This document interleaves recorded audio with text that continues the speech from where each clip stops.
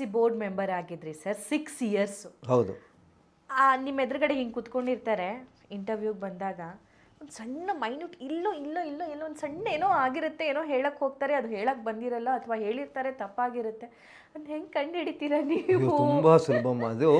ಈಗ ನೀವೊಬ್ಬ ಪತ್ರಕರ್ತೆ ಆಗಿದ್ದೀರಿ, ನಿಮಗೆ ಈ ಲೈಟಿಂಗಲ್ಲಿ ಹೇಗಿದೆ ಅಥವಾ ಸೌಂಡ್ ಹೇಗಿದೆ, ಇವರ ಹಾವಭಾವ ಹೇಗಿದೆ, ಏನು ಪ್ರಶ್ನೆ ಕೇಳಬೇಕು ಅಂತ ಅದನ್ನ ನಾ ಹೇಳ್ಕೊಡ್ತೀನಿ. ಸರ್ ಕೆಲವೊಬ್ರು ಹೆದರ್ಕೊಂಡ್ಬಿಡ್ತಾರೆ ಸರ್. ನಮ್ಮ ನೋಡಿದ ತಕ್ಷಣ UPSC ಇಂಟರ್ವ್ಯೂ ಯಾರೇ ಬರಲಿ 100 ಜನ ಇಂಟರ್ವ್ಯೂಗೆ ಬಂದರೆ 99 ಜನಕ್ಕೆ ಹೆದರಿಕೆ ಇರುತ್ತೆ. ಯಾಕೆಂದರೆ ಲೈಫ್ ಆ್ಯಂಡ್ ಡೆತ್ ಕ್ವಶನ್ ಅಂತ ಅನ್ಕೋತಾರೆ ಅವರು. ಅಕಸ್ಮಾತ್ ನನಗಾಗದೆ ಹೊರ ಏನಪ್ಪ, ಇಷ್ಟು ವರ್ಷ ಮಾಡಿದ್ದೆಲ್ಲ ಹೊಟ್ಟೋಯ್ತು, ಹೊಳೆಯಲ್ಲಿ ಹುಣಸೆ ಹಣ್ಣು ತೊಳೆದಂಗೆ ಆಗೋಯ್ತು, ಬೇಡ ಅಂಥೇಳಿ ಗೊತ್ತಿದ್ದ ಆನ್ಸರ್ ಹೇಳ್ತಾರೆ. ಯಾಕೆಂದ್ರೆ ನರ್ವಸ್ನೆಸ್, ಆ ನರ್ವಸ್ನೆಸ್ ಹೋಗಲಾಡಿಸ್ಕೋಬೇಕಾದ್ರೆ practice is very very important. ನೀವು ಪ್ರಾಕ್ಟೀಸ್ ಮಾಡಿದ್ರೆ ನಿಮ್ಮ ನರ್ವಸ್ನೆಸ್ ಹೋಗುತ್ತೆ.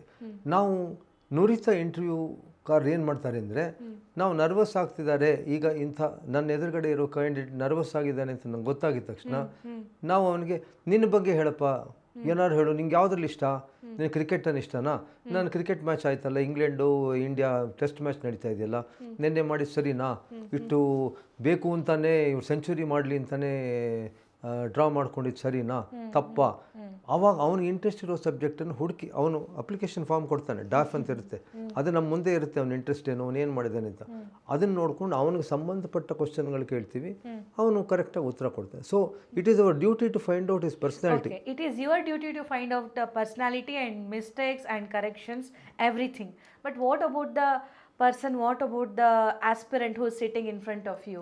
ಅವ್ರು ಹೇಗೆ ಅಪಿಯರ್ ಮಾಡಬೇಕು, ಭಯನ ಹೇಗೆ ಕಂಟ್ರೋಲ್ ಮಾಡ್ಕೋಬೇಕು, ಹೇಗೆ ಕಾನ್ಫಿಡೆಂಟ್ ಆಗಿರಬೇಕು? ಅಯ್ಯೋ, ಅದನ್ನು ತುಂಬ ನಾನು ಇದನ್ನೇ ದೊಡ್ಡ ಪುಸ್ತಕ ಬರೆದಿನಿ, ಈ ಇಂಟರ್ವ್ಯೂನಲ್ಲಿ ಹೇಳೋಕ್ಕೆ ಕಷ್ಟ.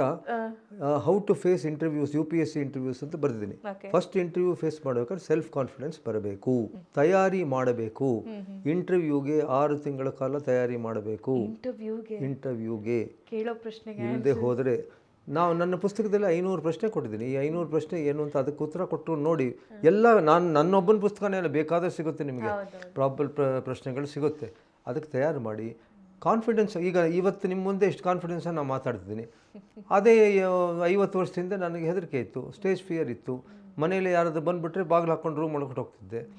ಹೇಗೆ ನಾವು ಪರಿವರ್ತನೆ ಆಯಿತು ಅನ್ನೋವಾಗ ನೀವು ಜನದ ಜೊತೆ ಬೆರಿಬೇಕು. ಮತ್ತು ಕೀಳರಿಮೆ ಅಂತ ಏನಿರುತ್ತೆ, ಆ ಕೀಳರಿಮೆ ಇರಬಾರ್ದು.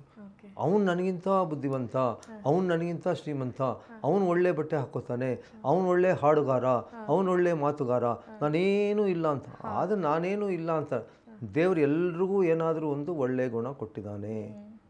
ನಮ್ಮಲ್ಲಿರೋ ಗುಣನ ನಾವು ಅದನ್ನು, ಈಗ ನೀವು ಯಾವುದಾದ್ರು ಅಂಗಡಿಗೆ ಹೋದರೆ ಚೆನ್ನಾಗಿ ಪಾಲಿಷ್ ಮಾಡ್ಕೊಡಲ್ವ, ಆ ಥರ ಪಾಲಿಷ್ ಮಾಡ್ಕೊ. ನೀವು ಶೂ ಹಾಕೊಳ್ಳೋ ಪಾಲಿಷ್ ಮಾಡ್ಕೊಂಡು ಹೋಗ್ತೀರಾ.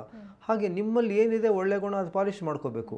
ಅದು first is practice, second polishing your ಇದು. ನಾವು ಅಂಗಡಿಗೆ ಹೋದರೆ ಒಳ್ಳೆ ತೋರಿಸ್ತಾನೆ. ಈಗ ನೀವು ಇಂಟರ್ವ್ಯೂಗೆ ಹೋದಾಗ what is good in you ಅಂತ ತೋರಿಸ್ಬೇಕು. And how do you show what is good in you? ಈಗ ನೀವು ಹೇಳೋಕ್ಕಿಂತ ಮುಂಚೆ, ನೀವು ಪ್ರಶ್ನೆ ಕೇಳೋಕ್ಕಿಂತ ಮುಂಚೆ ನಾನು ನಿಮ್ಮನ್ನು ಲೀಡ್ ಮಾಡಬೇಕು. ನೋಡಿ ಸಭಾ, ನನಗೆ ಈ ಪುಸ್ತಕ ತುಂಬ ಇಂಟ್ರೆಸ್ಟ್ ಆಯಿತು ಅಂತ ನಾನು ಆ ಥರ ಲೀಡ್ ಮಾಡಿದ್ರೆ, ಯಾವ ಪುಸ್ತಕ ಓದಿದ್ರಿ ಅಂತ ನೀವು ಕೇಳ್ತೀರಾ. ಆ ಪುಸ್ತಕದ ಬಗ್ಗೆ ಚೆನ್ನಾಗಿ ಓದಿರ್ತೀನಿ. ಆವಾಗ ಏನಾದರೂ ನಿನ್ನ ಬಗ್ಗೆ ಹೇಳಪ್ಪ, ಸರ್ ನಾನು ಮೊನ್ನೆ ಒಂದು ಪುಸ್ತಕ ಓದಿದೆ, ತುಂಬ ಚೆನ್ನಾಗಿತ್ತು ಸರ್ ಅಂತ ಹೇಳಿದ ತಕ್ಷಣ, ಹೌದಾ ಯಾವ ಪುಸ್ತಕ ಓದಿದೆ ಅಂತ ಕೇಳ್ತೀವಿ. ಅವಾಗ ನನಗೆಲ್ಲ ಗೊತ್ತಿರುತ್ತೆ ಅದ್ರ ಬಗ್ಗೆ, ಪಟ ಹೇಳ್ಬೇಕು, ಓ ಪರವಾಗಿಲ್ಲಪ್ಪ ಇವನು ಬುದ್ಧಿ. ಸೊ ಇವೆಲ್ಲ ಆರ್ಟ್, ಇದು ಕಲಿಸ್ಬೇಕು ಯಾರಾದರೂ.